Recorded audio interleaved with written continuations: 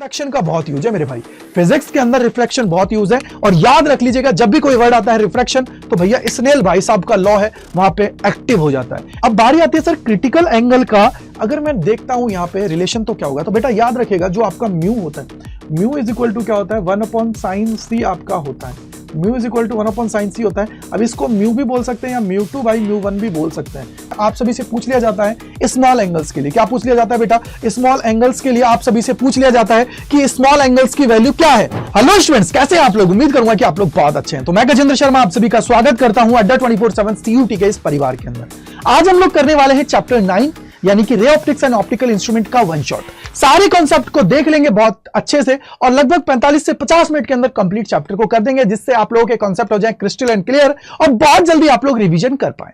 तो चलिए शुरू करते हैं। चैप्टर का नाम है ray optics and optical instrument, यानी कि ऑप्टिकल इंस्ट्रूमेंट के बारे में देखेंगे कि भैया माइक्रोस्कोप कैसे काम करता है, टेलीस्कोप कैसे काम करता है, और फिर हम लोग देखेंगे कि सर हमारे रे ऑप्टिक्स के अंदर क्या हमारा रिफ्लेक्शन होता है, क्या हमारा रिफ्रैक्शन होता है। क्योंकि पूरी कहानी जो आप सभी की होने वाली है वो रिफ्लेक्शन और रिफ्रैक्शन के ऊपर ही बेस्ड है भाई। या तो लाइट अपने सेम मीडियम के अंदर वापस जा रही होगी या एक मीडियम से दूसरे मीडियम में जा रही होगी, बस यही कहानी है। उसके अलावा इसके अंदर पूरे चैप्टर के अंदर कुछ नहीं है। इसी कहानी के अंदर आप सभी को सारी चीजों को देखना है। तो चलिए शुरू करते हैं। यहां पे सबसे पहले बारी आती है sir optics. What is the meaning of optics? Optics का मतलब है कि भैया आप लोग क्या कर रहे हो, स्टडी कर रहे हो किसका, कि भैया क्या नेचर है मेरी लाइट का, किस तरीके से वो प्रोपोगेट कर रही है, उसके बारे में हम लोग देखते हैं कि क्या ये हमारा रे नेचर शो कर रही है या मेरा वेव नेचर शो कर रही है, यानी कि क्या पार्टिकल नेचर शो कर रही है या हमारा वेव नेचर शो कर रही है। तो वो जो कहानी होती है, जो स्टडी की जाती है, उस ब्रांच को हम लोग बोल देते हैं ऑप्टिक्स। क्या बोल देते हैं? ऑप्टिक्स। बस ये दिमाग के अंदर बिठा के रखना। पहली कहानी शुरू होती है सर व्हाट इज रिफ्लेक्शन, क्या होता है रिफ्लेक्शन का मतलब? तो रिफ्लेक्शन का मतलब है बेटा, जैसे आप सभी को नजर आ रहा है चित्र के अंदर, कि हमारा अगर कोई लाइट है वो किसी सरफेस के ऊपर इंसिडेंट हुई और इंसिडेंट होने के बाद में वो उसी मीडियम के अंदर वापस लौट गई। मान लीजिए ये एयर से यहां पे आई, यहां से वापस एयर के अंदर ही लौट गई, तो ये जो पूरी प्रोसेस होती है बाउंस बैक ऑफ लाइट, तो ये हमारा क्या कहलाता है? इसको हम लोग बोलते हैं रिफ्लेक्शन ऑफ लाइट। क्या बोल देते हैं? Reflection of light. बेसिकली इसके अंदर अगर आप लोगों को चीजें जाननी है तो इसके दो लॉ जो होता है ना वो बहुत इंपॉर्टेंट है। बेसिकली जो इंपॉर्टेंट पॉइंट्स हैं, क्या पॉइंट्स हैं? अगर आप लोग कहना चाहते हो कि भैया रिफ्लेक्शन अगर आपका हो रहा है तो उसके लिए जरूरत है कि जो भी आप लोग सरफेस ले रहे हो उसके ऊपर इंसिडेंट रे, रिफ्लेक्टेड रे और नॉर्मल, तीनों के तीनों उसी प्लेन के अंदर होना चाहिए, यानी कि सेम सरफेस के ऊपर होने चाहिए। बोला राइट है सर, ओके मानिए। इंसिडेंट एंगल और रिफ्लेक्टेड एंगल है वो दोनों के दोनों क्या होंगे? बराबर होने चाहिए। यानी कि जो एंगल बनाते हुए ये लाइट आई है नॉर्मल के साथ, वही एंगल बनाते हुए ये वापस चली जानी चाहिए। अगर ऐसा है तो इस प्रोसेस को हम लोग बोल देते हैं रिफ्लेक्शन। अब बहुत सारे बच्चों के दिमाग में आएगा कि सर क्या स्पीड चेंज होती है, क्या फ्रीक्वेंसी चेंज होती है, क्या वेवलेंथ चेंज होती है? तो बेटा आप मुझे एक चीज बताइए कि क्या यहां पे मीडियम चेंज हुआ? क्या आपने एयर से पानी में भेजा या कहीं और चीज भेजा? तो भैया घर के अंदर आप कहीं भी घूम लो कोई प्रॉब्लम नहीं होगी, यानी कि ना तो इसकी वेवलेंथ चेंज होगी और ना ही इसकी फ्रीक्वेंसी चेंज होगी। जैसा आप सभी को नजर आ रहा है, मैं इसको थोड़ा सा इधर कर देता हूं जिससे आपको दिक्कत ना हो। जैसे यहां पे आप सभी को लिखा हुआ है कि there is no change in wavelength और फ्रीक्वेंसी ड्यूरिंग रिफ्लेक्शन प्रोसेस। समझ में आ गया? क्लियर है सभी को? आप लोग लॉस को लिख देखो, क्या मतलब है वो आपको मैंने समझा दिया। अब सबसे इंपॉर्टेंट चीज, बोले सर क्या होगा इसके बाद में? अगर मैं इसके बाद की बात करता हूं बेटा, तो अब क्या हुआ? बोले सर ये कितने टाइप से अगर मैं देखूं तो मेरी जो स्पेरिकल मिरर्स होते हैं कितने टाइप्स के हो सकते हैं? बोले सर इनकी अगर मैं बात करूं तो दो टाइप से हम लोग देख सकते हैं। बोला सर एक होता है कॉनकेव मिरर, एक होता है कॉन्वेक्स मिरर। बोला सर क्या डिफरेंस है? भैया कॉनकेव मिरर का मतलब यह होता है कि इसकी रिफ्लेक्टिंग जो सरफेस है वो क्या होती है? बोला सर वो इनर साइड पे होती है। रिफ्लेक्टिंग सरफेस क्या होगी? इनर साइड होगी। आउटर साइड क्या होती है? पॉलिश्ड होती है। तो इस तरीके की जो शेप होती है उसको हम लोग बोल देते हैं कॉनकेव मिरर। सेकंड होता है कॉन्वेक्स। अब कॉन्वेक्स का मतलब क्या हुआ सर? जिसकी रिफ्लेक्टिंग सरफेस आउटर साइड होती है उसकी बात हम लोग यहां पे कर रहे हैं, और इनर साइड क्या होती है? पॉलिश्ड होती है। समझ में आ गई होगी? अब सबसे बड़ी बात जो आती है इसके अंदर, बहुत सा साइन कन्वेंशंस को हम लोग देखते हैं किस तरीके से हम लोग डिफाइन करते हैं। तो याद रखिएगा साइन कन्वेंशंस में हम लोग हमेशा एक चीज बोलते हैं कि जो आप लोगों की रे की डायरेक्शन है उसके अंदर अगर कोई भी वैल्यूज आती हैं वो सारी की सारी क्या ली जाएंगी? पॉजिटिव ली जाएंगी। अपोजिट टू दी जो आपकी रे है उसके अपोजिट अगर कोई भी लेते हो उसमें केस में क्या होंगे, आपकी सारी की सारी वैल्यूज को हम लोग क्या लेते हैं, नेगेटिव हम लोग ले लेते हैं। तो समझ में आ गया होगा। अगर आप लोगों की जो प्रिंसिपल एक्सिस है, यानी कि जिसके ऊपर ये लाइट इंसिडेंट हो रही, या मैं बोलूं कि जो आपकी प्रिंसिपल एक्सिस है, प्रिंसिपल एक्सिस की अगर मैं बात करता हूं तो उस केस में याद रखिएगा, प्रिंसिपल एक्सिस से ऊपर की तरफ कोई डिस्टेंस लोगे तो पॉजिटिव, नीचे की तरफ कोई डिस्टेंस लोगे तो वो क्या होगा, आपका नेगेटिव होने वाला है। दिमाग में बैठा लीजिए। यानी कि दो हमारे क्या हो गए, मिरर हो गए। आपको बता दिया गया कॉनकेव मिरर क्या होगी, आउटर साइड क्या होगी, इसकी पॉलिश्ड होगी, सिल्वर पॉलिश्ड होगी, और इसको हम लोग क्या बोल देते हैं, कॉनकेव मिरर। सेकंड आपको मैंने बोल दिया कि इनर साइड अगर होती है, क्या होती है, पॉलिश्ड, तो उसको हम लोग क्या बोल देते हैं, कॉन्वेक्स। कॉनकेव और कॉन्वेक्स आ गया। अब सबसे इंपॉर्टेंट चीज, बोला सर क्या यार, रिलेशन क्या होती है। अगर मैं रिलेशन की बात करता हूं कि भैया फोकल लेंथ और रेडियस ऑफ कर्वेचर के बीच में रिलेशन क्या होती है, तो पता होना चाहिए कि हमारी रेडियस ऑफ जो कर्वेचर है वो क्या होता है, 2 टाइम्स होता है। रेडियस ऑफ कर्वेचर क्या होता है, 2 टाइम्स होता है फोकल लेंथ के। यानी कि R इज इक्वल टू, अगर मैं देखूंगा क्या होगा बेटा, यहां से अगर मैं देखूंगा तो क्या होगा बेटा, एक सेकंड में पेन ले लेता हूं, कि R इज इक्वल टू क्या हो जाएगा, 2 टाइम्स ऑफ F हो जाएगा, और F इज इक्वल टू क्या हो जाएगा, R/2 आप सभी का हो जाता है। इसकी कोई डेरिवेशन करने की जरूरत नहीं, क्योंकि डायरेक्ट आप लोग फॉर्मूला बेस्ड क्या आ जाता है, न्यूमेरिकल आप सभी के बनते हैं। अब सबसे बड़ी बात कि सर ये तो मैंने मान लिया, भैया मिरर इक्वेशन क्या होती है, कुछ तो होती होगी मिरर इक्वेशन भी। तो बेटा मिरर इक्वेशन जो आप सभी की होती है वो होती है 1/f is equal to 1/v plus में 1/u। F क्या होता है बेटा, फोकल लेंथ होता है। V का मतलब क्या होता है, इमेज के डिस्टेंस की बात करते हैं। यू का मतलब क्या होता है, ऑब्जेक्ट की डिस्टेंस, यानी कि ऑब्जेक्ट कितनी दूरी पे है। और आपका V का मतलब है कि भैया इमेज कितनी डिस्टेंस के ऊपर बनी है। F का मतलब होता है फोकल लेंथ क्या है जिसको आप लोग यूज कर रहे हो। जैसे आप लोगों ने यहाँ पे 2 मिरर्स को यूज किया है, तो भैया इसकी कुछ ना कुछ तो फोकल लेंथ होगी, क्योंकि सेंटर ऑफ कर्वेचर होता है उस तक की डिस्टेंस जो होती है पोल से लेके, यानी कि जो हमारा ध्रुव होता है उससे हम लोग सारी की सारी वैल्यूज को क्या करते हैं, कैलकुलेट करते हैं। तो ये जो सेंटर ऑफ कर्वेचर तक की डिस्टेंस होती है उसको हम लोग बोलते हैं रेडियस ऑफ कर्वेचर, और जो F यानी कि फोकस तक जो आपकी डिस्टेंस होती है उसको बोलते हैं फोकल लेंथ। क्या बोल देते हैं, फोकल लेंथ हम लोग उसको बोल देते हैं। समझ में आप सभी को आ गई होगी। यानी कि V क्या है, इमेज डिस्टेंस हो गई है, distance of image from the mirror, और आपका क्या है, U का मतलब हो जाता है distance of object from the mirror. F का मतलब क्या हो गया, फोकल लेंथ ऑफ मिरर। समझ में आ गया होगा आई थिंक सबको। अब बारी आती है सर मैग्निफिकेशन, हम लोग देखते हैं what is the meaning of magnification. Magnification का मतलब है यार कि तेरा जो ऑब्जेक्ट है उसके कंपैरिजन में इमेज तेरी बड़ी बनी है या छोटी बनी है, कितना मैग्नीफाई हुई है, उसकी बात हम लोग यहां पे कर रहे हैं। तो चलिए देखते हैं।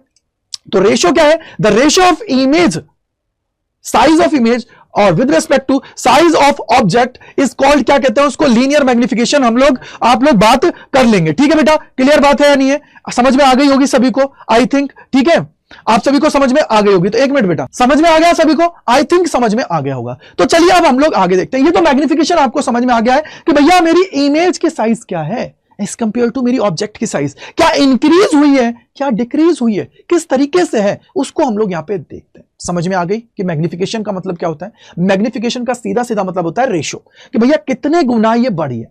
मैं बोलता हूं कि मेरी हाइट अगर 5 फीट 10 इंच है, तो मेरी हाइट के कंपैरिजन में मेरी इमेज क्या बन रही है, अगर 10 फीट की बन रही है या 10 की बन रही है, तो भैया उसका रेशो कितना हो जाएगा, चेंज हो जाएगा ना। टाइम्स कितना हुआ है, इंक्रीज कितना हुआ है, उसकी बात आप सभी यहां पे देखते हो। आगे अगर हम लोग बात करते हैं तो अब आता है refraction of light. What is the meaning of refraction. Refraction का मतलब है बेटा, रिफ्रैक्शन का मतलब है कि मेरे भैया देखो, रिफ्रैक्शन का मतलब क्या है, रिफ्रैक्शन का सीधा सीधा मतलब यह है कि अगर आप लोग यहां पे देख रहे हो, मैं बोला सर क्या देख रहे हो, कि लाइट आप सभी की क्या हो रही है, इंसिडेंट हो रही है। मैंने बोला कैसे इंसिडेंट हो रही है, मान लीजिए मेरे भाई कि आप लोगों की क्या है, ये सरफेस है। ठीक है सर, सरफेस है, इसके ऊपर ये क्या है बेटा, आप सभी का क्या है, नॉर्मल है। मैंने बोला ठीक है भैया, नॉर्मल आ गया। अगर ये तुम्हारा नॉर्मल है और लाइट आप सभी की इंसिडेंट हो रही है इसके ऊपर, मैंने बोला ठीक है भैया, क्या हो रही है, इसके ऊपर इंसिडेंट क्या हो रही है, हो रही है। मैंने बोला ठीक है यार, इंसिडेंट करा दो। अगर ये इसके ऊपर इंसिडेंट हो रही है तो इंसिडेंट होने के केस में क्या हो जाएगा, बोले सर ये एंगल आई हो जाएगा। मैंने बोला ठीक है, और हमने क्या बोला कि सर ये नॉर्मल है, नॉर्मल है, ठीक है। अब क्या हुआ कि इसको आप लोग बोलते हो रेयरर मीडियम। रेयरर मीडियम का मतलब क्या होता है बेटा, कि हम लोग बोलते हैं कि सर ये क्या है, विरल माध्यम है, एक होता है सघन माध्यम, एक होता है विरल माध्यम, एक होता है सघन माध्यम, यानी कि डेंसर, कितना ज्यादा ये डेंस है। तो भैया जब आप लोगों की लाइट है रेयरर टू डेंसर जाए या जहां से भी जा रही है, उस केस में क्या होगा कि अगर ये रेयरर टू डेंसर जा रही है तो ऑलवेज बेंड करेगी टूवर्ड्स द नॉर्मल, और अगर ये डेंसर टू रेयरर जा रही है तो अवे फ्रॉम द नॉर्मल होगी, यानी कि नॉर्मल से दूर भगती हुई जाएगी। अगर रेयर से डेंसर जा रही है तो ये क्या करेगी, बेंड कर जाएगी, और बेंड करेगी तो ये आर, यानी कि जो लाइट है उसका एक मीडियम से दूसरे मीडियम में जाना क्या कहलाता है? वो जो पूरी प्रोसेस होती है उसको हम लोग बोल देते हैं रिफ्रैक्शन। क्या बोल देते हैं? रिफ्रैक्शन। जैसा आपको दिख रहा है कि क्या लिखा हुआ, when a ray of light enter from one transmitting medium to another there is a change in speed and direction of the ray in the second medium, this phenomena is called refraction of light. अब आप मेरे को बताओ, आप में से बहुत सारे बच्चों के दिमाग में आएगा कि क्या सर स्पीड चेंज होगी? मैंने बोला देख लेते हैं। चल, आपका एक फॉर्मूला होता है रिफ्रैक्टिव इंडेक्स, आगे मैं बता दूंगा। म्यू इज इक्वल टू क्या होता है बेटा? सी बाई वी होता है। और यहां पे सी जो होता है ना बेटा, ये कहलाता है स्पीड ऑफ लाइट। क्या कहलाता है? Speed of light. कि भैया लाइट की स्पीड क्या है? ये हमारा होता है speed of light, speed of light in medium. क्या होता है बेटा? In medium. और ऊपर क्या होता है बेटा? वो है फ्री स्पेस और वैक्यूम की बात है। फ्री स्पेस और वैक्यूम बोल दीजिए, या वैक्यूम उसको आप लोग लिख लीजिए, कोई दिक्कत की बात नहीं है। ये आप लोगों का क्या कहलाता है? रिफ्रैक्टिव इंडेक्स कहलाता है। यानी कि हर एक मीडियम का अलग अलग रिफ्रैक्टिव इंडेक्स होता है। तो आप मुझे बताइएगा कि म्यू 1 किसके लिए होता है, 1.5 किसके लिए होता है और 1.33 किसके लिए होता है? कमेंट सेक्शन के अंदर आ जाना चाहिए। मैंने मान लिया कि जो हमारी रे है लाइक वो जा रही है ग्लास के अंदर, तो ग्लास के लिए रिफ्रैक्टिव इंडेक्स कितना होता है? 1.5 इज इक्वल टू क्या हो जाएगा? बोला सर सी की वैल्यू क्या होती है? अगर मैं सी को देखूं तो सी की वैल्यू क्या होगी मेरे भाई? सी की वैल्यू हो जाती है 3 इंटू 10⁸ डिवाइडेड बाई क्या हो जाएगा? वी। तो भैया वी की वैल्यू चाहिए तो कितना हो जाएगा? 3 इंटू 10⁸ डिवाइडेड बाई क्या हो जाएगा? 1.5। भैया 1.5 है, इसको कैंसिल आउट करिए, 2 टाइम्स हो जाएगा, यानी कि 2 इंटू 10⁸ मीटर पर सेकेंड। भैया मेरे क्या स्पीड चेंज हुई है नहीं हुई? क्या स्पीड चेंज हुई नहीं हुई? यानी कि सर यहां पर रिफ्रैक्टिव इंडेक्स का आपका रोल आएगा। जितना ज्यादा रिफ्रैक्टिव इंडेक्स होगा उतना ही वैल्यू क्या होगी? रिड्यूस होगी। अगर 1.5 की जगह 2.5 होता तो और वैल्यू रिड्यूस हो जाती, 3 ही हो जाता तो और स्पीड क्या हो जाती? डाउन हो जाती। यानी कि यहां पे जितना ज्यादा डेंस होगा उतना। एग्जांपल समझो। बोला सर क्या? आप सभी ने कभी अपने दोस्त के थप्पड़ मारा है? बोला सर ऐसा कैसे जुर्म करा रहे हो? मैंने बोला बेटा पानी के अंदर बैठना। मैंने बोला ठीक है। एक बार अपने दोस्त के थप्पड़ मारना कब? जब तू बिल्कुल एयर के अंदर, यानी कि पानी के अंदर नहीं। मैंने थप्पड़ मारा जड़ के, कितना लगा? 10 न्यूटन का लगा। ठीक है सर, मान लिया। सेकंड बार पानी के अंदर मैं बैठा हुआ हूं और पानी के अंदर वो भी बैठा हुआ है, पानी के अंदर हम लोग दोनों डूबे हुए हैं। मैंने जड़ाक से थप्पड़ मारने लगा, लेकिन सर ऐसा लगा कि पानी ने मेरे को रजिस्ट किया और मैं जिस स्पीड से लगा रहा था उस स्पीड से थप्पड़ नहीं लगा, यानी कि उसके लगा 5 न्यूटन का फोर्स लगा। तो इसका मतलब क्या हुआ कि भैया पानी ने मेरा रजिस्ट किया, यानी कि मेरी स्पीड थी उसको रोक दिया, स्पीड को क्या किया? कम कर दिया। तो उस वजह से मेरा इंपैक्ट आया। वैसे क्या होता है यहां पे होता है कि आपकी लाइट की जो स्पीड है उसके अंदर इंपैक्ट देखने को मिलता है। इंपैक्ट कैसे देखने को मिलता है कि भैया जो आप म्यू है, म्यू के आप देखो, बहुत सारे बच्चे बोलेंगे सर एयर के अंदर कितना होगा? बहुत सारे बच्चे बोलेंगे सर जी एयर के अंदर क्या होगा? तो एयर के लिए क्या होता है? म्यू बराबर क्या होता है? 1। तो भैया 1 है तो 1 बराबर क्या हो जाएगा? 3 इंटू 10⁸ हो जाएगा, डिवाइडेड बाई वी होगा। वी बराबर कितना हो जाएगा? बोला सर 3 इंटू 10⁸ मीटर पर सेकंड। यानी कि सर फ्री स्पेस और वैक्यूम या एयर की अगर मैं बात करता हूं तो स्पीड क्या रहती है? सेम रहती है, 3 इंटू 10⁸ मीटर पर सेकंड। तो इसके अंदर कोई भी इंपैक्ट नहीं देखने को मिलेगा। राइट है मेरे भाई? तो चलिए आगे चलते हैं। यह समझ में आ गया होगा कि स्पीड डाउन हो रही है तो क्यों हो रही है। डायरेक्शन तो आपको पता लग ही रहा है ना भाई। डायरेक्शन तो पहले इसको ऐसे जाना चाहिए था, ऐसे जाना चाहिए था, लेकिन डायरेक्शन तो चेंज हो गई। मान ले मैं सीधा जा रहा हूं लेकिन कल को मैं ऐसा चला जाऊं। तुम्हें पढ़ने के लिए जाना था, मूवी देखने चले गए। पढ़ने के लिए जाना था, मूवी देखने चले गए। डायरेक्शन चेंज हुई नहीं हुई। ये जो चेंज आता है ना, इसको बोला जाता है डेविएशन। क्या बोला जाता है? डेविएशन इसको बोला जाता है कि भैया जो ओरिजिनल तेरा पाथ था उसके कंपैरिजन में तुम लोग कहां पे गए, उसको हम लोग बोलते हैं डेविएशन। अगर टेक्निकलिटी में बोला जाता है तो डेविएशन कैसे कि सर अगर ये लाइट थी, मैं बोलता हूं कि सुनो क्या, देखो अगर ये लाइट थी इसको जाना चाहिए था इधर लेकिन ये चली गई इधर, तो इसके बीच का जो ये डिफरेंस है, इसके बीच का ये जो डिफरेंस है बेटा, इसको क्या बोला जाता है? डेविएशन। क्या बोला जाएगा? डेविएशन इसको बोला जाएगा। तो इसको डेल से लिख दीजिए। क्या कहलाएगा? डेविएशन। कि जाना था जापान पहुंच गए चीन, जाना था जापान पहुंच गए चीन, ये तुम्हारा पूरा वैल्यू होती है। याद रखिएगा जो ये आप लोगों का होता है ना रिफ्रैक्शन, रिफ्रैक्शन का बहुत यूज है मेरे भाई। फिजिक्स के अंदर रिफ्रैक्शन बहुत यूज है। और याद रख लीजिएगा जब भी कोई वर्ड आता है रिफ्रैक्शन तो भैया स्नेल भाई साहब का लॉ है वहां पे एक्टिव हो जाता है। स्नेल भाई साहब का लॉ है, एक्टिव हो जाता है, यानी कि वो फिर फॉर्म में आ जाता है। तो इसलिए आप सभी को स्नेल भाई साहब के लॉ है उसको फॉलो करना पड़ेगा। तो चलिए देख लेते हैं पहले लॉस क्या क्या है। पहला लॉ कहता है कि आप लोगों का इंसिडेंट रे, नॉर्मल और जो आप लोगों की क्या है रिफ्लेक्टेड रे है, वो तीनों के तीनों क्या होने चाहिए? सेम प्लेन पे लाई करने चाहिए। बोला ओके। सेकंड चीज जो मोस्ट इंपॉर्टेंट है कि भैया ये मस्ट भी फॉलो करना चाहिए स्नेल्स लॉ। स्नेल्स लॉ क्या कहता है? स्नेल्स लॉ कहता है कि sine I divided by sine जो आर होता है, sine I divided by sine r होता है, ये होगा भैया μ2 बाई μ1। इसको क्या लिखोगे? बोला सर जो नीचे होता है ना, जो नीचे होता है उसको पहले लिखिए, जो ऊपर होता है उसको यहां पे लिखिए। तो इस तरीके से जो ये होता है ना, इसको फॉलो करना चाहिए। जनरली आपको पता है μ1 का मतलब है कि लाइट कहां से आ रही है? बोला सर एयर से आ रही है, तो इसकी वैल्यू क्या होगा? ये 1, यानी कि ये फॉर्मूला बन जाता है μ is equal to sine i by sine r. आप सभी का हो जाता है मेरे भैया। क्लियर है या नहीं है? क्लियर है? सभी के दिमाग में बैठ गया, ही अच्छे से बैठ गया होगा दिमाग के अंदर कि सर क्या है। तो ये लॉ फॉलो होना चाहिए, दिमाग में बिठा लीजिए कि गुरुदेव जहां भी ये चीज होगी, जहां भी ये चीज होगी, मतलब क्या हुआ? जहां भी मतलब बोला सर जहां भी वर्ड लिखा जाएगा ना रिफ्रैक्शन, मेरे को स्नेल भाई साहब को बीच में ले आना है, चाहे कहीं भी हो, स्पेरिकल सरफेस पे हो, प्रिज्म पे हो, या कहीं और भी हो जाए, लेकिन मुझे इसको रोल में लेके आना है। समझ में बात आ गई है? चले आगे। ओके चलिए, ये समझ में सबको आ गया होगा, लॉ भी हमने देख लिया है। अब बात आती है देखो रिफ्रैक्टिव इंडेक्स, जो मैंने आप सभी को अभी समझाया था, जो आप सभी ने अभी देखा था, क्या होता है रिफ्रैक्टिव इंडेक्स? तो भैया वही चीज है कि भैया म्यू बराबर क्या होता है? c बाई वी होता है, यानी कि सर देखिए लिखा हुआ है speed of light in vacuum divided by speed of light in medium, जैसा मैंने आप सभी को बताया। ये क्या हो जाएगा? c बाई वी आप सभी का हो जाता है। क्या हो जाता है बेटा? c बाई वी आप सभी का हो जाता है। बोले सर ये तो नॉर्मल है, लेकिन सर अगर in the case of lambda अगर मुझे लिखना पड़े तो क्या होता है? अगर आपने पढ़ा हो तो f इज इक्वल टू क्या होता है बेटा? c बाई लैम्डा आप सभी का होता है। मैंने बोला ठीक है। अगर C है, ये C कब है? जब हम लोग बात कर रहे हैं वैक्यूम की। किसकी बात कर रहे हैं बेटा? वैक्यूम की बात कर रहे हैं। यानी कि आपको पता होना चाहिए, चाहे रिफ्रैक्शन की प्रोसेस हो, चाहे रिफ्लेक्शन की प्रोसेस हो, इन दोनों प्रोसेस के अंदर आप लोगों की फ्रीक्वेंसी क्या रहती है? सेम रहती है। फ्रीक्वेंसी में कोई भी चेंजेस नहीं आते। बोला राइट है सर। अगर मैं बोलता हूं C की वैल्यू निकालता हूं, तो C किसके लिए? एयर के लिए, तो F लैम्डा एयर हो गया है। मैंने बोला ठीक है। सेकंड कंडीशन मैंने ली V के लिए, यानी कि F इज इक्वल टू क्या हो जाएगा? V बाई लैम्डा हो गया है, और V बाई लैम्डा यानी कि ये मीडियम के लिए है, ये भी मीडियम के लिए, यानी कि V जो है ये मीडियम का ही होता है, तो ये क्या हो जाएगा? बोले sir V is equal to हो जाएगा F लैम्डा M। राइट है नहीं है बेटा? अगर ये तुम्हारी दोनों चीजें हो गई हैं तो इसका मतलब क्या हुआ? बोले सर इसका मतलब है ये तुम्हारा हो जाएगा लैम्डा एयर, और क्या हो जाएगा? फ्रीक्वेंसी, और डिवाइडेड बाई क्या हो जाएगा? बोले सर फ्रीक्वेंसी और लैम्डा मीडियम। तो लैम्डा से लैम्डा गया, क्या आ जाएगा? बोले सर म्यू बराबर हो जाएगा लैम्डा एयर डिवाइडेड बाई क्या हो जाएगा? Lambda in medium. तो भैया ये फॉर्मूला भी आपको याद रखना है कि अगर कभी भी आप लोगों को लैम्डास की वैल्यू दे दी जाए कि भैया लैम्डा एयर के अंदर इतना है, लैम्डा मीडियम के अंदर इतना है, तो उस केस में भी आप सभी को इसको फॉलो करना पड़ेगा।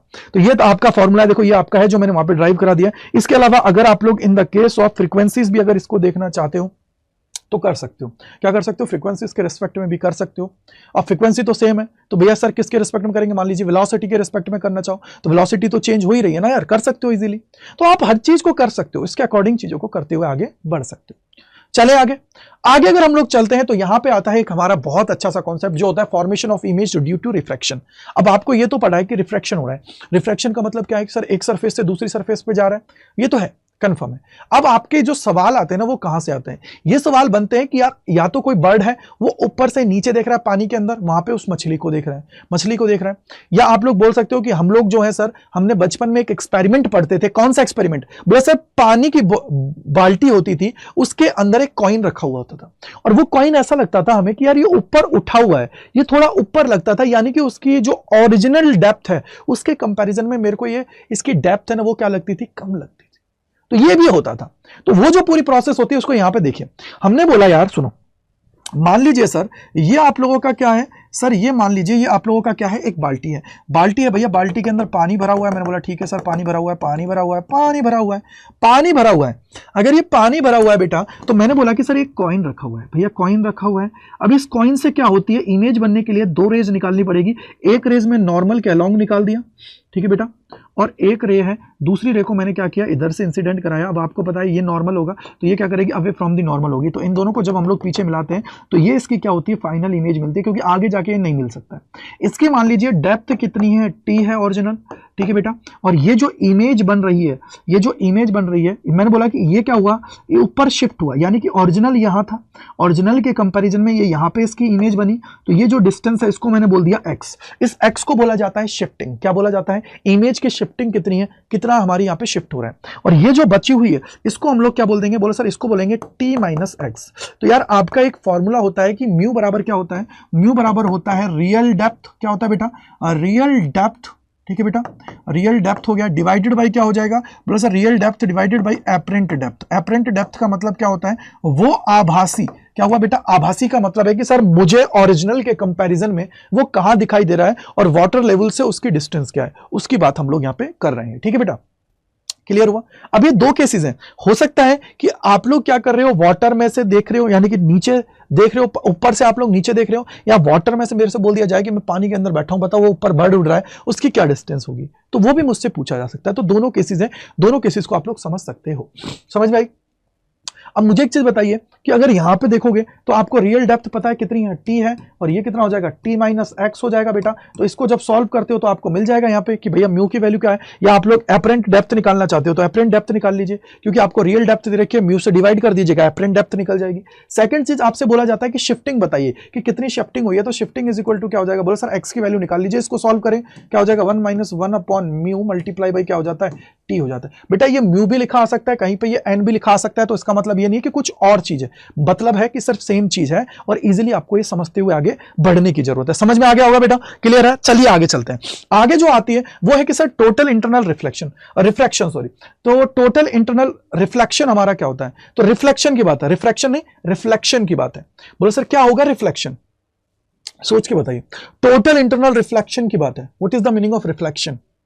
बोला सर रिफ्लेक्शन का मतलब है कि सेम टू सेम उसी मीडियम के अंदर आ जाना, तो इसका मतलब क्या हुआ सर, टोटल इंटरनल रिफ्लेक्शन का मतलब है कि जब आप लोग किसी लाइट को इंसिडेंट करा रहे हो, कहां से, डेंसर मीडियम से। अब क्या होता है, कई बार लाइट क्या होती है, पार्शियली रिफ्लेक्टेड हो जाती है और रिफ्लेक्टेड भी हो जाती है, रिफ्लेक्टेड भी हो जाती है, रिफ्लेक्टेड भी हो जाती है। तो क्या होता है कि सर जो हमारी दूसरे मीडियम के अंदर लाइट गई है, उसी मीडियम को अगर मैं वापस सेम मीडियम के अंदर लेके आना चाहता हूं, और वो जब हम लोग इंसिडेंट एंगल की वैल्यू बढ़ाते हैं, तो बढ़ाने के बाद में एक ऐसा एंगल आता है जिसके ऊपर वो क्या हो जाती है, सरफेस के पैरेलल हो जाती है, उसको हम लोग बोलते हैं क्रिटिकल एंगल। और क्रिटिकल एंगल के बाद में अगर मैं वैल्यू को थोड़ी सी इंक्रीज कर दूं, तो वो वापस क्या होगी, बाउंस बैक हो जाएगी सेम मीडियम के अंदर, सेम मीडियम के अंदर वो वापस आ जाएगी। तो ये जो प्रोसेस होती है कि आप लोगों की लाइट है, देखो जैसे यहां से दिख रहा है कि सर पहले ऐसी थी, यहां पे थी, अब हमने एंगल को बढ़ाया तो ये यहां पे हुई, और एंगल को बढ़ा दिया यहां पे हुई। यानी कि यहां पे एक कंडीशन होती है कि टोटल इंटरनल रिफ्लेक्शन का मतलब क्या होता है बेटा, कि वापस लाइट का उसी मीडियम के अंदर आ जाना, ये आप लोगों का है। लेकिन इसके लिए जो कंडीशंस होती है ना, वो दो बहुत इंपॉर्टेंट है।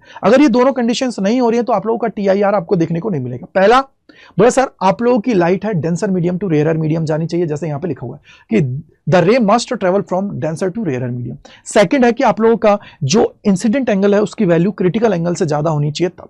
तो incident angle should be greater than critical angle, आप सभी को पता होना चाहिए। अब यहां पे कुछ एंगल्स दे रखे हैं, जैसे वाटर एयर की बात करते हैं तो 49 डिग्री होता है, अगर मैं यहां पे ग्लास एयर की बात करता हूं तो 42 डिग्री होता है, डायमंड और एयर की बात करता हूं तो 24 डिग्री होता है। तो ये आपको पता होना चाहिए, थोड़ा थोड़ा वैल्यूज पता होने चाहिए। कई बार एग्जामिनर आपको दे देता है, कई बार नहीं भी देता है, तो आपको थोड़ा आइडिया रहना चाहिए कि सर इस तरीके से इसमें पूछ सकता है, तो इसलिए आपको ये थोड़ा पता हो। ठीक है, अब यहां पे एक बात आई थी, क्या आई थी सर, क्रिटिकल एंगल।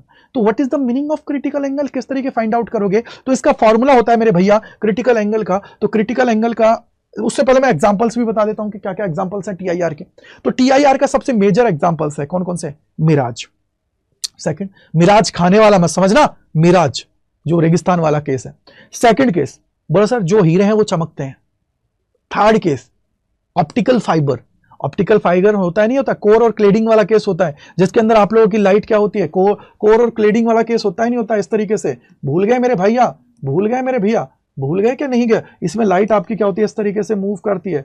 ठीक है, ये जो आप लोगों का होता है, तो ये भी तो TIR है भैया, यहां से टकरा के यहां आ गया, यहां से यहां, ये भी तो TIR होता है। तो ये भी कोर और क्लेडिंग होता है। तो कोर जो होता है उसका और क्लेडिंग का रिफ्रैक्टिव इंडेक्स पे भी सवाल आ जाता है। अगर TIR हो रहा है तो इसका मतलब क्या है कि दोनों का डिफरेंस आपका होगा, सेम नहीं होगा। ठीक है, और क्या हो सकता है एग्जांपल्स, मिराज हो गया, ये सारी और चीजें हो गई हैं, डायमंड्स हो गए, और क्या हो सकता है, स्प्लिंकिंग हो गया। मैंने सब कुछ ऑलमोस्ट बता दिया, इसके अलावा और भी होते हैं तो कमेंट सेक्शन के अंदर आप लोग मुझे बताइएगा।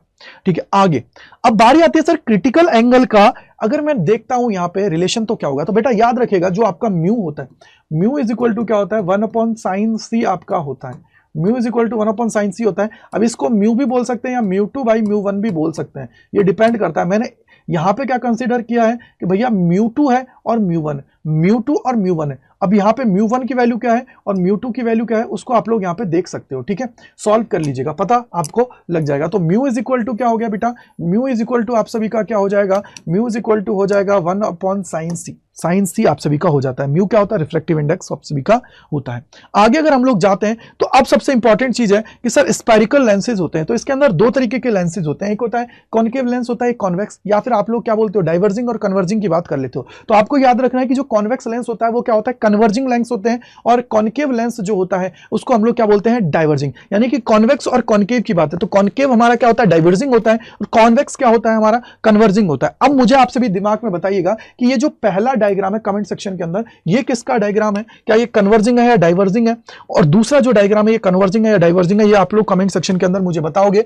बाकी आप सभी की हेल्प के लिए क्या है, यहां पे देखो चीजें भी दे रखी हैं, देखो क्या लिखा हुआ है, the ray incident on the lens parallel to the principal axis after the reflection through the lens passing through the second focus और appear to comes from second focus in concave case. भैया देखो अब आपको देखना है, मुझे बताना है कमेंट सेक्शन के अंदर कौन सा होगा, मैंने आपको समझा दिया है कि कॉन्वेक्स क्या होता है, कॉन्केव क्या होता है, राइट।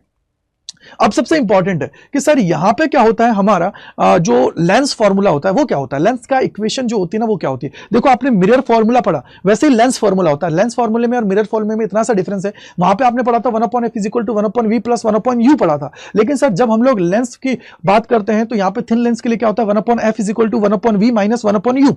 u क्या होता है आपको पता है, ये भूल गया नहीं, भूले तो नहीं हो, ऑब्जेक्ट वाला केस। V का मतलब क्या होता है, इमेज, F का मतलब क्या होता है, फोकल लेंथ, राइट है।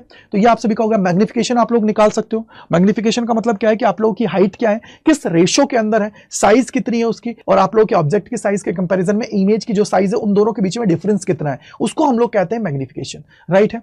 अब सबसे इंपॉर्टेंट जो आपके आता है वो आपका ये होता है जिसको आप लोग बोलते हो स्पेरिकल, जो आपके यहाँ पे लेंसेज होते हैं, सर्फेसेज होती हैं, उसके लिए रिफ्रैक्शन के लिए फॉर्मूला क्या होता है। तो याद रखिएगा आपके दो केसेस लेते हैं, कॉन्वेक्स लेते हैं, कॉन्केव लेते हैं, दोनों केसेस में सेम फॉर्मूला आता है। यहां पे ऐसा नहीं है, कुछ अलग हो जाता है। यहां पे देखो आपने क्या लिया है, कॉन्वेक्स ले लिया है, तो भैया यहां पे क्या हुआ, ये ऑब्जेक्ट है, ऑब्जेक्ट से आपने लाइट इंसिडेंट कराई। अब लाइट इंसिडेंट होगी तो आपको नॉर्मल की रिक्वायरमेंट होगी, नॉर्मल की रिक्वायरमेंट होगी। नॉर्मल कहां से होकर गुजरता है, बोले सर सेंटर ऑफ कर्वेचर से होकर गुजरता है, सेंटर ऑफ कर्वेचर पे आ गया। यहां से क्या हुआ, लाइट इंसिडेंट हुई, इंसिडेंट होने के बाद में आपको पता है ये μ1 है, ये μ2 है, इसके कंपैरिजन में ये ज्यादा डेंस है, तो ये क्या करेगी, नॉर्मल की तरफ बेंड करेगी, आगे जाके जहां भी ये इमेज, क्योंकि देखो आपको पता है इमेज बनने के लिए दो रेस की रिक्वायरमेंट होती है। एक रे हमने क्या किया, parallel to the principal axis निकाल दिए, यानी प्रिंसिपल एक्सिस के साथ निकाल दिए, दूसरी हमने यहां इंसिडेंट करा दी है। इसके बाद में क्या हुई, जहां पे ये दोनों की दोनों मीट कर जाएंगी वो हमारी क्या हो जाएगी, फाइनल इमेज हो जाएगी। तो ये हमारी फाइनल इमेज हो गई। अब आपको पता होना चाहिए कि अगर मैं यहां से कैलकुलेट करता हूं P से I को, तो वो क्या होगा, V होगा। V का मतलब क्या हो जाएगी भैया, इमेज की डिस्टेंस कितनी है, ये R होगा। R का मतलब क्या होता है, रेडियस ऑफ कर्वेचर होता है, यानी कि सेंटर ऑफ कर्वेचर तक की डिस्टेंस फ्रॉम द पोल, ये आपका हुआ। U का मतलब क्या होता है, ऑब्जेक्ट की डिस्टेंस, भैया ऑब्जेक्ट कहां रखा हुआ है हमारा, हमारे जो पोल है उससे, समझ में आ गया होगा। तो इसी को जब आप लोग सॉल्व करते हो, क्योंकि आपको पता है यहां पे वर्ड लिखा हुआ है रिफ्रैक्शन, तो रिफ्रैक्शन के लिए क्या होता है भैया, स्नेल भाई साहब को लेके आना पड़ेगा। और जब स्नेल्स भाई साहब को आप लोग लेके आओगे, स्नेल्स लॉ को लेके आओगे, तो यहां पे आपको क्या करना पड़ता है, इसको सॉल्व करना पड़ता है। Sine i by sine r होता है, और यहां से क्या करते हो, ये बराबर होता है μ2 बाई μ1 के। भैया जी आप क्या करोगे, स्मॉल एंगल्स के लिए आई और आर की वैल्यू फाइंड आउट करोगे। आई तुम्हारा ये है, तो आप बोलोगे कि भैया देखो अंदर की तरफ देखो, अल्फा है, गामा है और ये आई है।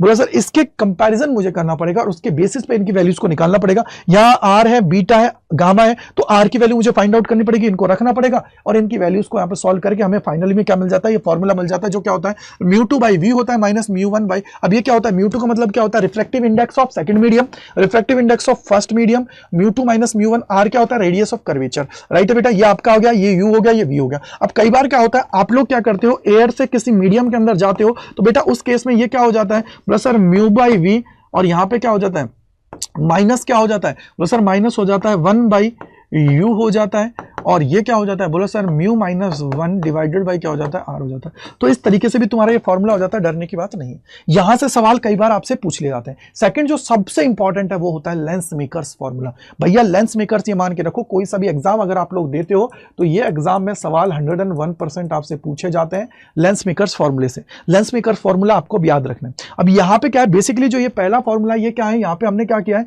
लेंस यूज किया। अब लेंस का मतलब क्या है, एक हमने यूज किया है कॉन्वेक्स लेंस को, दूसरा हमने किया है कॉनकेव लेंस को, दोनों को हमने क्या किया है, बाइंड अप कर दिया है, दोनों को इस तरीके से जोड़ दिया है। अब यहां पे क्या है कि सर ये जो लाइट इंसिडेंट हो रही है तो ये तुम्हारा पहले वाला क्या है, कॉन्वेक्स है, यानी कि सर इसकी सरफेस पे जब आएगी तो इस केस में क्या होता है, आप लोगों की जो वैल्यू रिफ्लेक्टिंग सरफेस क्या आउटर वाली है, और कॉनकेव के लिए क्या होता है, रिफ्लेक्टिंग सरफेस क्या होती है, इनर वाली होती है। तो दोनों केसेस को आपको देखना है, एक साथ कंबाइन करके लेंसेज का हमारा क्या है, लेंस विकर्स फॉर्मूला है। तो इस केस में क्या होता है, 1/f इज इक्वल टू क्या हो जाता है भैया, यहाँ पे 1μ2 - 1 हो जाता है, इंटू में क्या होता है 1/r1 - 1/r2। बोला सर ऐसा क्यों हुआ, क्योंकि बेटा इसके अंदर क्या होती है, हमारी दो इमेजेस बनती हैं, एक इमेज नहीं बनती है। एक क्या होती है, पहले वाले की वजह से बनती है, इस वाले की वजह से बनती है एक तो, और एक बनती है इस वाले की वजह से। तो जो फाइनल इमेज होती है ना, उसको हम लोग यहाँ पे कैलकुलेट करते हैं, दो इक्वेशंस बनती है, दोनों इक्वेशंस को हम लोग सॉल्व करते हैं और उसके थ्रू चीजों को हम लोग निकालते हैं, तब हमारा फॉर्मूला मिलता है कि 1/f इज इक्वल टू क्या हो जाएगा, 1μ2 - 1 इंटू 1/r1 - 1/r2। अब यहां पे याद रखिएगा आपके 4-5 केसेस होते हैं। पहला कैसा हो सकता है कि डबल कॉन्वेक्स लेंस को यूज करा दे। अब कॉन्वेक्स के केस में आप सभी को पता होना चाहिए कि आर क्या होगा, पॉजिटिव होगा, यानी कि सर ये जो माइनस है इसकी जगह क्या आ जाएगा, प्लस का साइन। बोला ऐसा क्यों, क्योंकि देखो पहला क्या है, कॉन्वेक्स है, कॉन्वेक्स के लिए आर जो निकालोगे R1 वो क्या होगा, पॉजिटिव होगा।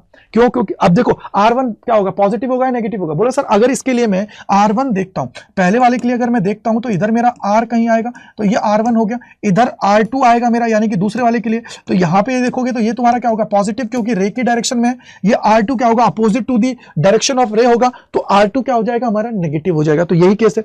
अगर डबल कॉन्वेक्स को लेते हो तो उस केस में क्या हो जाएगा, प्लस आ जाएगा, क्योंकि ये भी कॉन्वेक्स की तरह बिहेव करेगा। डबली कॉन्केव का बात करोगे तो माइनस साइन आ जाएगा, अरे इक्वल कॉन्वेक्स हो जाएगा, इक्वल कॉन्केव हो जाएगा। तो उस केस को आपको पढ़ना है, उसको थोड़ा सा दिमाग में रखना है कि किस तरीके से इसके अंदर चीजें होती हैं, किस तरीके से आपसे पूछा जाता है। जब तक आप लोग इनको नहीं देखोगे ना, तब तक आप सभी के दिमाग में चीजें नहीं बैठेंगी। तो ये तुम्हारा क्या होता है, लेंस मेकर्स फॉर्मूला।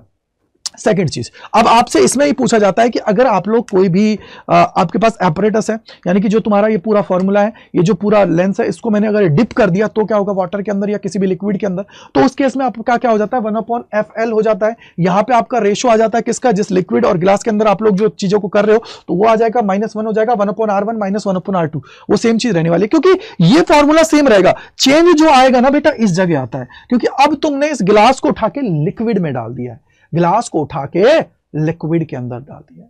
समझ में आई बात या नहीं है, आई बात? नीचे क्या आ जाएगा, गिलास, ऊपर क्या आ जाएगा, लिक्विड का आ जाएगा, क्योंकि भैया म्यू की वैल्यू मैक्सिमम 1 से ऊपर 1 है, 1 पॉइंट कुछ भी हो सकती है, 1 भी हो सकती है, यानी कि उसी हिसाब से आपको इसको क्या करना पड़ेगा, सॉल्व करना पड़ेगा। गिलास हो सकता है, लिक्विड हो सकता है, लिक्विड की वैल्यू कम हो सकती है तो गिलास की वैल्यू ज्यादा हो सकती है। तो उन रेशियोज को आपको क्या करना है, चेक करना है, यानी कि 1/fl, और यहां पे आपका ये रेशियो आ जाएगा -1 आ जाएगा, इंटू में क्या आ जाएगा 1/r1 - 1/r2। अब आप लोग क्या निकालोगे, डायरेक्ट अगर फॉर्मूला निकालते हो तो उस केस में क्या होता है, 1/f लिक्विड और 1/f एयर का कंपैरिजन आप सभी से पूछा जाता है, तो दोनों को आप लोगों को सॉल्व कर लेना है। f लिक्विड अगर करते हो तो रेशियो आपका आएगा, इंटू में क्या हो जाता है, f एयर आपका आ जाएगा, डिवाइडेड बाय फिर रेशियो आ जाता है। तो उनको थोड़ा सा दिमाग के अंदर बिठा के रखना। समझ आ गई बात भाई, क्लियर है? ओके अब आती है बात आगे बात आती है भैया प्रिज्म की। अगर मैं प्रिज्म की बात करता हूं तो प्रिज्म के अंदर भी क्या देख रहे हैं भैया, रिफ्रैक्शन देख रहे हैं। रिफ्रैक्शन देख रहे हैं तो कौन भाई साहब आएंगे, बोला सर स्नेल्स लॉ को ले आओ। स्नेल्स लॉ आएगा, यानी कि sine i by sine r आएगा, और इज इक्वल टू μ2 बाई μ1 आएगा।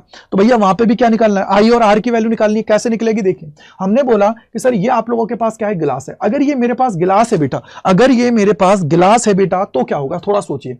अगर ये मेरे पास गिलास है तो मैंने क्या किया, एक रे को इंसिडेंट कराया इसके ऊपर। अगर रे को इसके ऊपर इंसिडेंट कराया, एक नॉर्मल की रिक्वायरमेंट होगी, नॉर्मल के साथ इंसिडेंट रे क्या बनाएगी, आई एंगल बनाएगी। अब आपको पता है ये वाले मीडियम के कंपैरिजन में ये वाला क्या है, डेंस है। डेंस का मतलब क्या है कि भैया ये एयर है, ये तुम्हारा क्या है भैया, ग्लास है, क्योंकि ग्लास का ही तो बना हुआ होगा, ऑब्वियसली बात है। अगर ये तुम्हारा ग्लास है तो इस केस में क्या होगा, आगे क्या होगा, μ1 हुआ, तो क्या होगा बोले सर ये बैंड करेगी टुवर्ड्स द नॉर्मल, बाकी मीडियम सेम है तो ये सीधी निकल जाएगी। सेकंड चीज क्या होगी इसके बाद में, अब ये क्या करेगी, यहां से टकरा के सरफेस चेंज होगी, तो आउटर साइड में क्या होगी, अवे फ्रॉम द नॉर्मल होगी। उसके पीछे का रीजन ये है कि इसके कंपैरिजन में ये वाला क्या है, कम डेंस है, इसके कंपैरिजन में ये वाला क्या है, कम डेंस है, तो जिस वजह से क्या होगा कि ये μ1 आ गया। तो ऑब्वियसली बात है, ये ई क्या होता है, बोले सर ये इमर्जेंट एंगल हमारा होता है। समझ में आई बात? अब यहां पे क्या होता है, आप सभी को पता होना चाहिए कि जो आपका आर की वैल्यू आती है, आर की वैल्यू आती है वो आती है a/2, इसको सॉल्व करते हो तो, और आई की वैल्यू की बात की जाती है तो ये आती है डेल एम प्लस में a/2।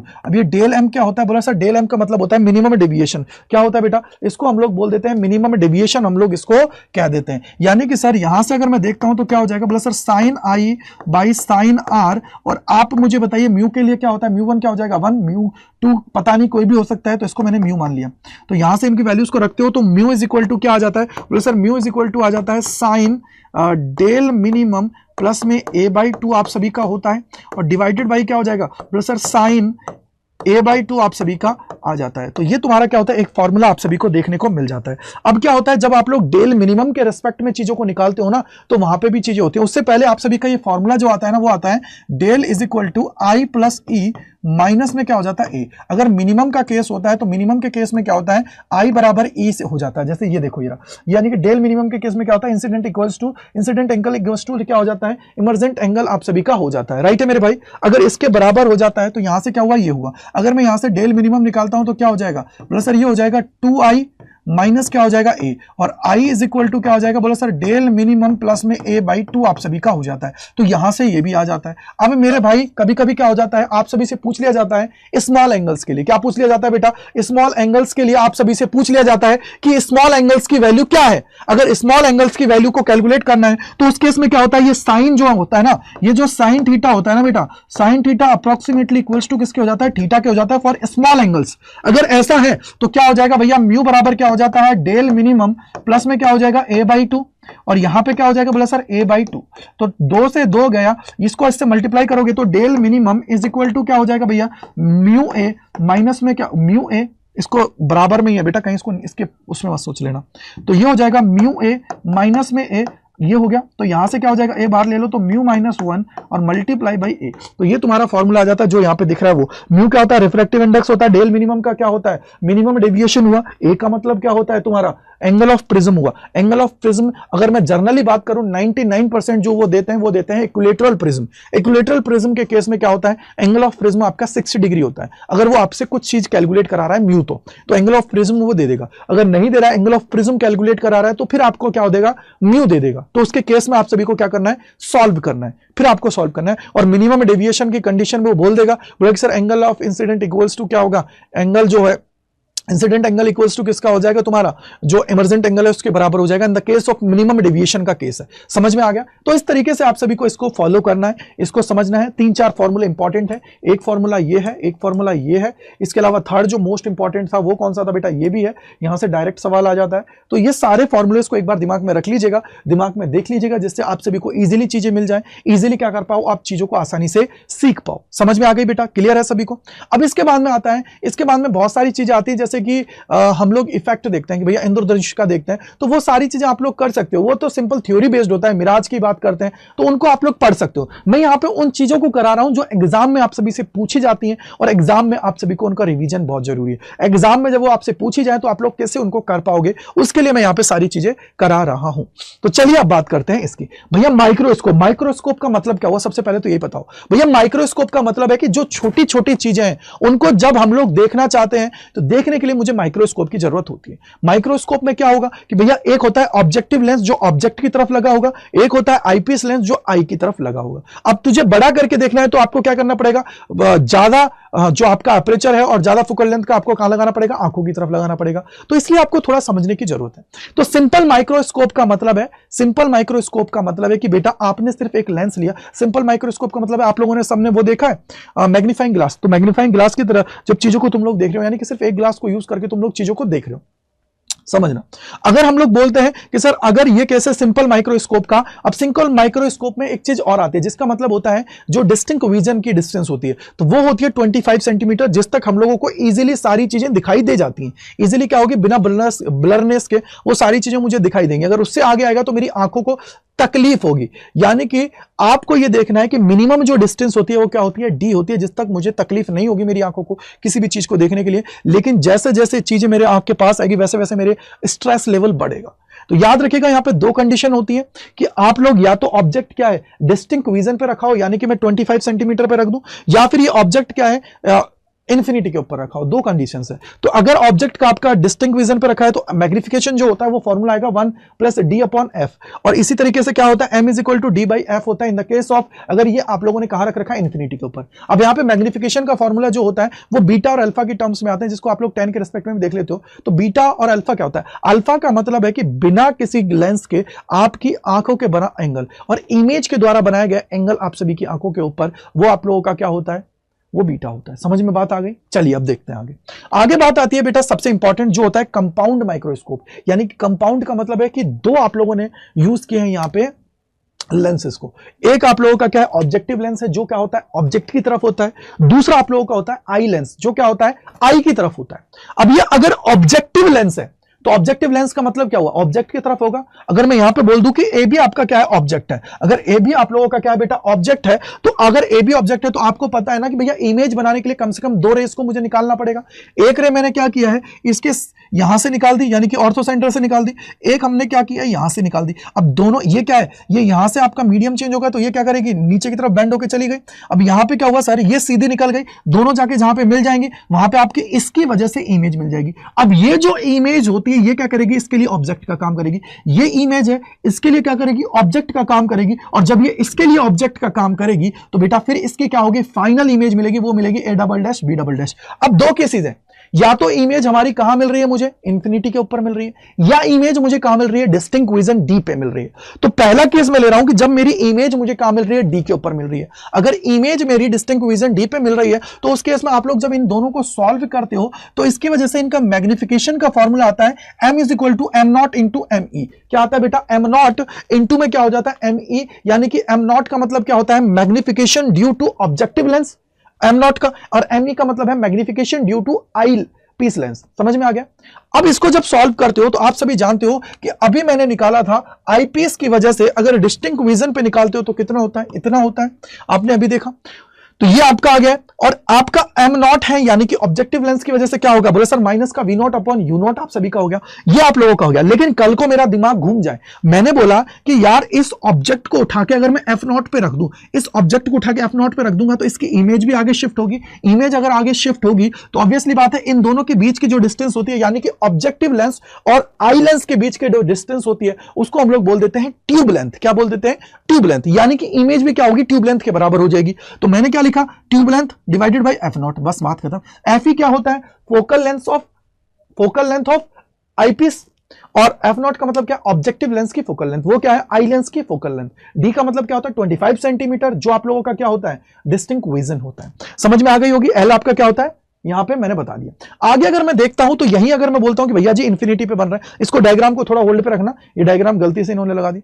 चलो अगर इसके इंफिनिटी पे बन रहा है तो क्या होगा, बोले सर उस केस में क्या होगा, इंफिनिटी के लिए आपने अभी फॉर्मूला पढ़ा था, क्या होता है देखो इंफिनिटी के लिए ये रहा, तो यही हमने यहां पे लगाया। इंफिनिटी के लिए क्या होता है डी अपॉन में एफ ई, ये क्या हो जाएगा मैंने कहां पे निकाल दिया, ट्यूब लेंथ के ऊपर निकाल लिया है कि माइनस एल अपॉन में एफ नॉट। इसको और क्या लिख सकते हो, बोले सर इसको इसी तरीके से लिख सकते हैं, क्या लिख सकते हैं कि भैया माइनस वी नॉट अपॉन में यू नॉट इंटू में क्या हो जाएगा डी अपॉन में एफ ई। अगर ट्यूब लेंथ के रिस्पेक्ट में रखते हो तो ये आपका हो जाएगा, क्योंकि वी नॉट क्या हो जाएगा ट्यूब लेंथ के बराबर हो जाएगा, यू नॉट किसके बराबर हो जाएगा एफ नॉट के बराबर हो जाएगा। क्यों, क्योंकि अगर ऑब्जेक्ट को आप लोग कहां रख देते हो एफ नॉट के ऊपर रख देते हो। तो ये तुम्हारा क्या होता है माइक्रोस्कोप होता है कंपाउंड का। तो दिमाग में बिठा लीजिएगा। अगर आप लोगों से कभी कभी एग्जामिनर क्या बोलता है नॉर्मल एडजस्टमेंट में रखा है, तो नॉर्मल एडजस्टमेंट का मतलब है कि दूर रखा गया जिससे तुम्हारी आंखों को कोई तकलीफ ना हो किसी भी ऑब्जेक्ट को देखने में। तो कौन सा केस हो जाएगा, इन्फिनिटी वाला केस आप लोगों का हो जाता है नॉर्मल एडजस्टमेंट। समझ में आ गई बात या नहीं आ गई, क्लियर है? आगे अगर हम लोग चलते हैं तो अब आती है बारी कि सर इसकी लिमिटिंग जो होती है ना, लिमिट की मैं बात करता हूं, लिमिट ऑफ रेजुलेशंस की बात करता हूं माइक्रोस्कोप के लिए। क्या फॉर्मूला होता है, ये होता है 1.22 lambda upon 2a sin theta. अगर मैं रिजॉल्विंग पावर की बात करता हूं तो रिजॉल्विंग पावर क्या आ जाएगी भैया, आरपी की बात करोगे तो क्या आ जाएगा sir 2a sin theta divided by क्या हो जाएगी 1.22 लैम्डा। ये आप लोगों का रिजॉल्विंग पावर है। अगर मैं बात करता हूं यहां पे लिमिट ऑफ रेजुलेशंस की तो ये क्या आ जाएगा 1 अपॉन रिजॉल्विंग पावर के बराबर होता है। क्या होता है, लिमिट ऑफ रेजुलेशंस की मैं अगर बात कर रहा हूं एलओआर की बात करता हूं तो ये होता है, यानी कि जस्ट इसका अपोजिट हो जाएगा। तो इससे सवाल बनता है, आपको पता होना चाहिए कि लिमिट कितनी है इसकी, लिमिट ऑफ रेजुलेशंस की बात है कितनी होगी। आगे अगर हम लोग देखते हैं तो अब बात आती है टेलीस्कोप की। तो बेसिकली टेलीस्कोप क्या होता है, बोला सर टेलीस्कोप हम लोग जो यूज करते हैं ये हमारे लिए होता है कि जो दूर चीजें हैं, जैसे कि मैंने बोला स्टार्स हुए, इसके अलावा और क्या हो सकता है, बोला सर स्टार्स हुए, स्टार के अलावा अगर मैं यहां पे देखूं तो मान लीजिए प्लैनेट्स वगैरह हुए, मून वगैरह हुआ, उनकी चीजों की उनकी गतिविधियों को देखने के लिए जिन इंस्ट्रूमेंट को हम लोग यूज करते हैं, यानी कि जो हमसे फार डिस्टेंस के ऊपर ऑब्जेक्ट रखे हुए हैं उनको देखने के लिए अगर हम लोग यूज करते हैं तो उनको हम लोग जो इक्विपमेंट होते हैं उनको हम लोग बोल देते हैं टेलीस्कोप। टेलीस्कोप ये बेसिकली जो इक्विपमेंट को हम लोग यूज करते हैं उसको बोला जाता है टेलीस्कोप। अब टेलीस्कोप के अंदर दो लेंसेज होते हैं, एक आपका ऑब्जेक्टिव लेंस होगा, एक आईपीस लेंस होगा। लेकिन अब की बार जो ऑब्जेक्टिव लेंस होगा उसका फोकल लेंथ क्या होगी, उसका एपर्चर क्या होगा, वो ज्यादा होगा। लार्ज फोकस और लार्ज अपर्चर का आगे होगा और स्मॉल का इधर होगा। वही सेम प्रोसेस है कि भैया ये ऑब्जेक्ट है, ऑब्जेक्ट से 2 रेज आएंगी, आगे जाके वो क्रॉस करेंगे, वहां हमें इमेज मिल जाएगी। वो इमेज क्या करेगी, इसके लिए ऑब्जेक्ट का काम करेगी और उसके द्वारा हमारी फाइनल इमेज मिल जाएगी। दोनों केसेस हैं, डिस्टिंक्ट विजन पे देखना है, एक मुझे इंफिनिटी के ऊपर देखना है। तो अगर मेरा डिस्टिंक्ट विजन डी पे देख रहा हूं तो मेरा मैग्निफिकेशन का फॉर्मूला क्या हो जाता है, बोले sir minus f naught upon f E 1 plus F E upon D. F not क्या होता है, फोकल लेंथ ऑब्जेक्टिव लेंस और focal length of eyepiece lens, 1 plus F E by D आप सभी का हो जाता है। तो ये दिमाग में बिठा लीजिएगा। सेकंड चीज है कि अगर आप लोग इसको कहां देखते हो, इन्फिनिटी के ऊपर रखते हो और इन्फिनिटी के ऊपर इमेज बन रही है, यानी कि image final image is formed at infinity. तो इन्फिनिटी का केस क्या हो जाता है, बोले sir m is equal to minus f naught upon f e. F naught का मतलब क्या होता है, focal length of objective lens और एफ ई का मतलब होता है focal length of eyepiece lens. समझ में आ गया होगा, क्लियर है सभी को। आई थिंक इससे ज्यादा चीजें आप सभी के लिए नहीं होंगी। अब इसके बाद में जो आता है वो है तुम्हारा लिमिट ऑफ रेजुलेशंस। भैया लिमिट ऑफ रेजुलेशंस की बात है, अगर लिमिट ऑफ रेजुलेशंस है तो ये आप लोगों का भाई स्टार मार्क कर लीजिए। आप सभी से पूछा जाता है, एग्जाम में बहुत बार पूछा गया है। यहां से सीधा सीधा आप लोगों का सवाल आता है, क्या होता है, बोलो सर ये होते हैं 1.22 लैम्डा अपॉन ए। ए का मतलब होता है अपर्चर, यानी कि इसका मैं डाया बोल देता हूं, सीधा सिंपल बोल दिया, ठीक है। ये 1.22 लैम्डा डिवाइडेड बाय ए आप सभी का हो गया, ए हो गया। ए को आप लोग क्या रख सकते हो, ए आपका हो गया। एक आप लोगों का सीधा सीधा वहां पे दे दिया जाएगा कि भैया इतना है। अगर रिजॉल्विंग पावर की बात करते हो तो रिजॉल्विंग पावर क्या होती है, इनवर्सली प्रोपोर्शनल होती है लिमिट ऑफ रेजुलेशंस के। जो भी लिमिट ऑफ रेजुलेशंस आएंगी उसका इनवर्स होगी, यानी कि 1 अपॉन आप वैल्यू रख दीजिए लिमिट ऑफ रेजुलेशंस की, वो आप सभी का क्या आ जाएगी, रिजॉल्विंग पावर आप सभी की आ जाए, रिजॉल्विंग पावर आप सभी की आ जाएगी। तो समझ में आ गया कि रिजॉल्विंग पावर क्या होती है, लिमिट ऑफ जो आपका फॉर्मूला होता है ये क्या होता है, इससे क्या होता है, लिमिट ऑफ रेजुलेशंस क्या होता है, इससे आप सभी सारी चीजों को कर पाओगे। तो इस तरीके से क्या हुआ कि मैंने आप सभी को सारी चीजों को बहुत आसानी से सिखा दिया है, बहुत क्विक रिवीजन कराया। मैंने यहां पे आलतू फालतू बात नहीं की है बेटा, आप सभी को पता है। अगर मैं कम्युनिकेट करता तो ज्यादा टाइम लगता, मैंने कम्युनिकेट नहीं किया। मैंने भैया 100% आपका एग्जाम ओरिएंटेड चीजें होनी चाहिए। छोटी छोटी जो चीजें बची हुई हैं उनको आप लोग एक बार देख लीजिएगा, एक बार समझ लीजिएगा, जिससे अगर नहीं आता है तो कमेंट सेक्शन के अंदर बता दीजिएगा। टेलीस्कोप के अंदर एस्ट्रोनॉमिकल टेलीस्कोप है, ये पूछा जाता है। इसके अलावा और भी टेलीस्कोप होते हैं, लेकिन उनसे सवाल नहीं बनता है, बहुत कम चांसेस होते हैं सवाल बनने के। अगर बनेगा तो मैं सवाल के थ्रू आपको समझा दूंगा, जब मैं सवाल चीजें लेके आऊंगा उस टाइम पे मैं आपको करा दूंगा। डोंट वरी, टेंशन की बात नहीं है। इसके अलावा अगर आप लोग पीडीएफ्स वगैरह चाहते हो तो आप लोग ज्वाइन कर सकते हो फिजिक्स बाय गजेंद्र सर, इस ग्रुप को। इसके अंदर आप लोगों को रेगुलरली सारी पीडीएफ्स हैं, सारे जो सेशंस होते हैं उनकी पीडीएफ्स वगैरह, डाउट सेशंस वगैरह, सारी चीजें मैं यहाँ पे कंडक्ट करता हूं, जिससे आप सभी के डाउट्स दूर हो जाएं, इजीली आप लोग सारी चीजों को समझ पाए। इसके अलावा अगर आप लोग जुड़ना चाहते हो हमारे साथ, मेरे साथ, मेरी टीम के साथ, अगर हमारे प्रीमियम कॉन्टेंट के अंदर, प्रीमियम कोर्सेज के अंदर, तो यूजिंग द कोड Y485 इसको लगा के आप लोग बुक्स परचेज करना चाहते हो, टेस्ट परचेज करना चाहते हो, या आप लोग परचेज करना चाहते हो इसके अंदर हमारे बैचेस को, तो वो सारी चीजें आप लोग यहाँ पे परचेज कर सकते हो यूजिंग द कोड Y485। इसको लगाइए, लाइफ जिंगालाला कर लीजिए, ठीक है बेटा। So thank you so much and bye bye to all, God bless you सभी को। और एक बार कमेंट सेक्शन के अंदर बताइएगा कि कैसा लगा आप सभी को पढ़ने के बाद, क्योंकि बहुत कम टाइम ड्यूरेशन, मैं ये बोलता हूं 45 मिनट्स टू 50 मिनट्स के अंदर मैंने पूरा चैप्टर आपको रिकैप करा दिया है। वो इंपॉर्टेंट पॉइंट मैंने रिकैप करा दिए जो एग्जाम ओरिएंटेड है। इसके अलावा छोटी छोटी चीजें उनको आप लोगों को देखने की जरूरत नहीं है, अगर चाहो तो देख सकते हो, अगर आपके पास टाइम बचा हुआ है, टाइम है तो उनको एक बार रीड कर सकते हो और चीजों को कर सकते हो। तो thank you and bye bye to all, मिलते हैं इसी प्रकार के और सेशंस में अड्डा 24/7 CUT के ऊपर। Bye bye to all.